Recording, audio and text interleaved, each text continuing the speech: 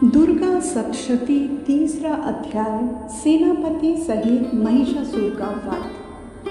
हिंदी अनुवाद। महर्षि मेधा ने कहा, महिषासुर की सेना नष्ट होती देखकर उस सेना का सेनापति चिक्षु क्रोध में भर देवी के साथ युद्ध करने के लिए आगे बढ़ा। वह देवी पर इस प्रकार बाणों की वर्षा करने लगा मानो सुमेरु पर्वत पानी की धार बरसा रहे हों। इस प्रकार देवी ने अपने बाणों से उसके बाणों को काट डाला तथा उसके घोड़ों व सारथी को मार दिया। साथ ही उसके धनुष और उसकी अत्यंत ऊंची ध्वजा को भी काटकर नीचे गिरा दिया। उसका धनुष कट जाने के पश्चात उसके शरीर के अंगों को भी अपने बाणों से बींध दिया। धनुष, घोड़ों और सारथी के नष्ट हो जाने पर वह असुर ढाल और तलवार लेकर देवी की तरफ आया। उसने अपनी तीक्ष्ण धार वाली तलवार से देवी के सिंह के मस्तक पर प्रहार किया और बड़े वेग से देवी की बाईं भुजा पर वार किया, किंतु देवी की बाईं भुजा को छूते ही उस दैत्य की तलवार टूटकर दो टुकड़े हो गई। इससे दैत्य ने क्रोध में भरकर शूल हाथ में लिया और उसे भद्रकाली देवी की ओर फेंका। देवी की ओर आता हुआ वे शूल आकाश में गिरते हुए सूर्य के समान प्रज्वलित हो उठा। उस शूल को अपनी ओर आते हुए देखकर देवी ने भी शूल छोड़ा और महाअसुर के शूल के 100 टुकड़े कर दिए और साथ ही महाअसुर के प्राण भी हर लिए। शिशुर के मरने पर देवताओं को दुख देने वाला चामर नामक दैत्य हाथी पर सवार होकर देवी से लड़ने के लिए आया और उसने आने के साथ ही शक्ति से प्रहार किया, किंतु देवी ने अपनी हुंकार से ही उसे तोड़कर पृथ्वी पर डाल दिया। शक्ति को टूटा हुआ देखकर दैत्य ने क्रोध से लाल होकर शूल को चलाया, किंतु देवी ने उसको भी काट दिया। इतने में देवी का सिंह उछलकर हाथी के मस्तक पर सवार हो गया और दैत्य के साथ बहुत ही तीव्र युद्ध करने लगा। फिर वह दोनों लड़ते हुए हाथी पर से पृथ्वी पर आ गिरे और दोनों बड़े क्रोध से लड़ने लगे।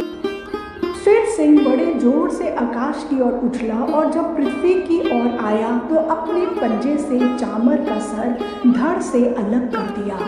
क्रोध में भरी हुई देवी ने शिला और वृक्ष आदि की चोटी से उदग्र को भी मार गिराया।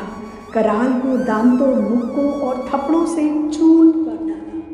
क्रुद्ध हुई देवी ने गदा के प्रहार से उद्धत दैत्य को मार गिराया। भिंदीपाल से वाष्पकल को, बाणों से त्राम तथा अंधक को मौत के घाट उतार दिया।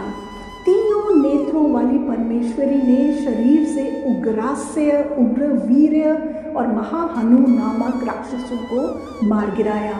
उसने अपनी तलवार से विडाल नामक दैत्य का सर काट डाला तथा अपने बाणों से दुर्धर और दुर्मुख राक्षसों को यमलोक को पहुंचा दिया। इस प्रकार जब महिषासुर ने देखा कि देवी ने मेरी सेना को नष्ट कर दिया है तो वह भैंसे का रूप धारण कर देवी के गणों को दुख देने लगा। उन गणों में कितने ही उसके मुख के प्रहार से, कितनों को खुरों से, कितनों को पूंछ से, कितनों को सींगों से, बहुतों को दौड़ने के वेग से, अनेकों को सिंह नाक से, कितनों को चक्कर देकर और कितनों को श्वास वायु के झोंकों से पृथ्वी पर गिरा दिया। वह दैत्य इस प्रकार गणों की सेना को गिरा देवी के सिंह को मारने के लिए दौड़ा। इस पर देवी को बहुत गुस्सा आया। उधर दैत्य भी क्रोध में भरकर धरती को खुरों से खोदने लगा तथा सींगों से पर्वतों को उखाड़ उखाड़ कर धरती पर फेंकने लगा और मुख से शब्द करने लगा। महिषासुर के वेग के चक्कर देने के कारण पृथ्वी शुद्ध होकर फटने लगी। उसकी पूंछ से टकराकर समुद्र चारों ओर फैलने लगा। हिलते हुए सिंहों के आघात से मेघ खंड खंड हो गए और श्वास से आकाश में उड़ते हुए पर्वत फटने लगे। इस तरह क्रोध में भरे हुए राक्षस को देख चंडिका को भी क्रोध आ गया और वह उसे मारने के लिए क्रोध में भर गई। देवी ने पाश फेंककर दैत्य को बांध लिया और उसने बंध जाने पर दैत्य का रूप त्याग दिया और सिंह का रूप बना लिया। और ज्यों ही देवी उसका सर काटने के लिए तैयार हुई कि उसने पुरुष का रूप बना लिया, जो कि हाथ में तलवार लिए हुए था। देवी ने तुरंत ही अपने बाणों के साथ उस पुरुष को अपनी तलवार ढाल सहित बींध डाला।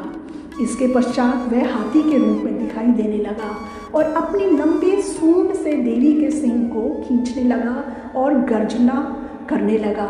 देवी ने अपनी तलवार से उसकी सूंड काट डाली। तब राक्षस ने एक बार फिर भैंसे का रूप धारण कर लिया और पहले की तरह चर अचर जीवों सहित समस्त त्रिलोकी को व्याकुल करने लगा। इसके पश्चात क्रोध में भरी हुई देवी बारंबार उत्तम मधु का पान करने लगी और लाल लाल नेत्र करके हंसने लगी। उधर बलवीर्य तथा मद से क्रुद्ध हुआ दैत्य भी गरजने लगा। अपने सींगों से देवी पर पर्वतों को फेंकने लगा।